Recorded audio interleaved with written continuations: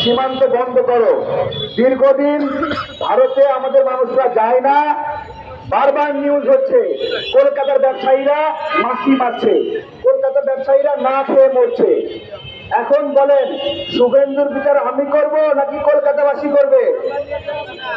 ধোলাই দিবেনি শুভেন্দুরে? আপনারা খুব আশ্চর্য হবেন না, শুভেন্দুরে গণধোলাই দিবে কলকাতাবাসী খুব তাড়াতাড়ি।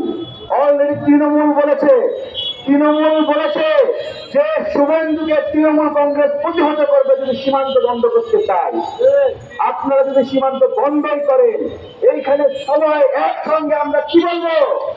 আলহামদুলিল্লাহ। কি বলবো?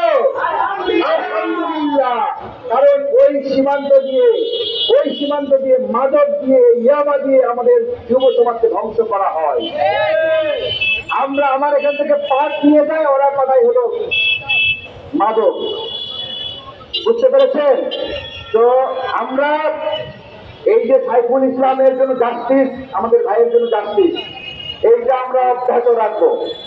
আগামীকালকে একই সময়ে জাতীয় প্রেস ক্লাব থেকে মৌন মিছিল অনুষ্ঠিত হবে। মৌন মিছিল আমরা মশাল বানিয়েছিলাম, কিন্তু আমাদের ভিতরে রাগ এবং ক্ষোভকে প্রশমিত করে মশাল ছড়িয়ে আমরা মোমবাতি জ্বালিয়েছি। আমরা উগ্রতাকে প্রশ্রয় দেব না।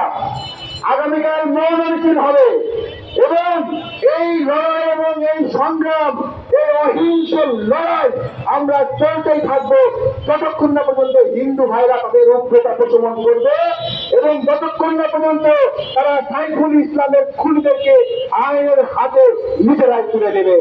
ধন্যবাদ সবাইকে। আমাদের সমাপনী বক্তব্য রাখবে আমাদের ভারতের আগ্রাসন বিরোধী লড়াইয়ের সহযোগিতা আমাদের সোহাগ ভাই। আসসালামু আলাইকুম।